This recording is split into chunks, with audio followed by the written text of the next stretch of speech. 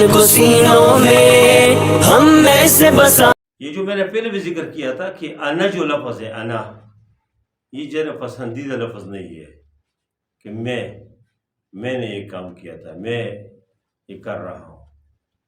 اس لیے اسلام کی جو روح ہے اصل وہ اجتماعیت کے اوپر ہے کہ آدمی یہ کہے کہ ہم نے کام کیا تھا، ہم یہ کام کریں گے، تو اللہ تعالیٰ کی مدد شامل حال ہوتے.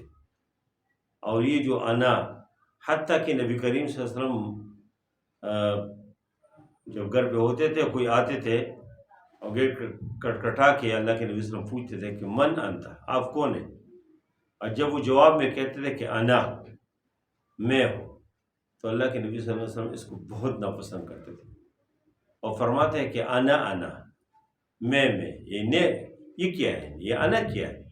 اپنا نام لو، انا نہیں کہنا چاہیے کہ میں نے، یہ میں ہوں. جی ایک تو اس میں بھی شاید نکتہ ہو کہ آپ ڈائریکٹ نام بتائیں تاکہ سامنے والے آدمی آپ کو پہچانے. موبائل پہ بھی لوگ یہ کہتے ہیں، فون کریں گے پھر کہیں گے پہچانا نا میں ہوں. یہی تم بتاؤ، نام بتاؤ. ممکن آپ کے نام اس کو سیو نہ ہو، اس بیچارے کیوں پریشانی میں ڈالتے ہیں؟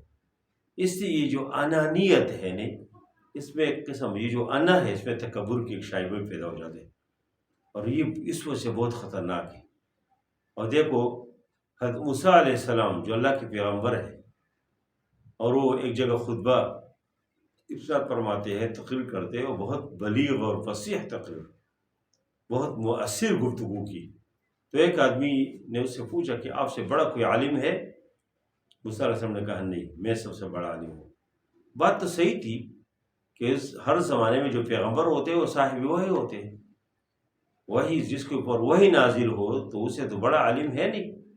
بات تو ان کو صحیح تھی، لیکن اللہ تعالیٰ کو بات پسند نہیں ہے، اور اللہ تعالیٰ نے فرمایا کہ نہیں، آپ سے بڑا عالم بھی موجود ہے. اور حقیقتاً ہے بھی اس طرح. قرآن فرماتے ہیں وَفَوْقَ كُلِّ ذِي عِلْمٍ عَلِيمٌ، ہر عالم کے اوپر اور بھی عالم موجود ہے، اور عالم موجود ہوتے ہیں. تو اس لیے موسیٰ علیہ السلام کو اللہ تعالیٰ نے فرمایا کہ مجمع البحرین کے سفر کرے، اور پھر اپنے شاگرد فتح کو، وَإِذْ قَالَ مُوسَىٰ لِفَتَاهُ، فتح ان کے شاگرد ہو یا مقتدی ہو، دوست ہو، جو بھی ہو، ان کو ساتھ لے کے اور مجمع البحرین کے سفر کرتے. اور ادھر جو ہے ان کی ملاقات ہو جاتے، ان کو معلوم ہو جاتے ہیں کہ کچھ اس طرح چیز بھی ہے جن کے علم کسی اور کے پاس، ان کے پاس نہیں ہے. اس لیے آدمی کو احتیاط کرنی چاہیے، خاص کر جب کوئی اجتماعی معاملہ ہو، اس میں بعض اوقات غیر شعوری طور پہ، غیر اختیاری کبھی زبان سے نکلتے ہیں کہ میں نہیں کہنا چاہیے. اس لیے اس انسان کے اندر ایک تو انانیت بھی پیدا ہو جاتی ہے کہ میں ہوں، یہ کام میں ہی کر سکتا ہوں، یہ کام میں نے کیا. اصل انسان کے پاس اللہ تعالیٰ کی اگر تعاون نہ ہو، اللہ کی مدد نہ ہو، تو انسان اپنے بل بوتے پہ، اپنی قوت اور اپنی صلاحیت کی بنیاد پہ کچھ بھی نہیں کر سکتا. آپ دیکھیں بہت باصلاحیت لوگ ہوتے ہیں لیکن ان سے اللہ کوئی کام نہیں لیتے، اس کے کوئی بیچارے پریشان. اور ایسے لوگ بھی ہیں کہ جو صلاحیت بہت زیادہ نہیں ہے، اللہ اس سے بہت بڑا کام لیتے ہیں. یؤتی الحکمت من یشاء ومن یؤت الحکمت فقد اوتی خیرا کثیرا. اللہ تعالیٰ جس سے کام لیتے ہیں اس کو اللہ تعالیٰ حکمت دیتے، اور جس کو اللہ یہ دے دے تو بڑا خیر کثیر اللہ نے دیا. اس لیے ہمیں اپنی زبانوں کی اصلاح کرنی چاہیے، زبان کو صحیح استعمال کرنا چاہیے، اور ہم یہ کہیں کہ ہم یہ کام کریں گے، ہم نے یہ کام کیا تھا. اور یہ جو اجتماعی چیز ہے اور مشاورت کے نتیجے میں ہو، اس میں اللہ تعالیٰ کی مدد بھی شامل حال ہوتے ہیں. لیکن اللہ کے نبی صاحب وحی ہے، لیکن اللہ تعالیٰ اس کو فرماتے ہیں وَشَاوِرْهُمْ فِي الْأَمْرِ وَأَمْرُهُمْ شُورَىٰ بَيْنَهُمْ. وَشَاوِرْهُمْ، ان صحابہ کرام سے مشورہ کرو. وَشَاوِرْهُمْ فِي الْأَمْرِ فَإِذَا عَزَمْتَ فَتَوَكَّلْ عَلَى اللَّهِ.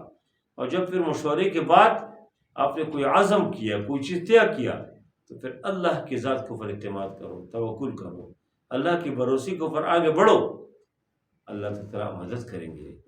اور اس طرح فرمایا وَأَمْرُهُمْ شُورَىٰ بَيْنَهُمْ، صحابہ کرام کے. اور اس وقت اسلامی حکومت اور اسلامی اسٹیٹ جس کے سربراہ نبی کریم صلی اللہ علیہ وسلم ہے، اس کے بارے میں قرآن نے فرمایا وَأَمْرُهُمْ شُورَىٰ بَيْنَهُمْ. ان کی امور مشاورت سے، مشورے سے آگے بڑھتے ہیں. تو مشورے میں اگر کوئی کام بہتر ہو تو تب بھی لوگ آپ کی طرف نسبت کریں گے. کوئی اچھا کام ہو جائے، اور اگر کوئی کام خراب ہو، لوگ اجتماعیت کے تو کہیں گے سب کا مشورہ تھا جی، سب نے مشورے سے یہ بات کی. اس لیے انا نہیں کہنا چاہیے. انا یہ انانیت، یہ میں سے، یہ انا صاحب، یہ اللہ کو بالکل پسند نہیں ہے. اس سے انسان کا اندر تکبر ہو جاتے، بڑائی پیدا ہو جاتے. اور اللہ تعالیٰ کو عزت، خاکساری اور تواضع اللہ کو بہت پسند ہے. کہا نا کہ شاعر نے کہا کہ مٹا دو اپنی ہستی کو اگر کچھ مرتبہ چاہو، کہ دانہ خاک میں مل کر گل گلزار ہوتے ہیں. خاک، انسان خاک ہو جائے، مٹی میں انسان مل جائے تو اللہ اس کو بڑے مراتب دیتے ہیں. اللہ ہم سب کو اندر خاکساری و عاجزی پیدا فرمائے. اللہ تعالیٰ تکبر سے و انانیت سے اللہ ہم سب کو بچائے.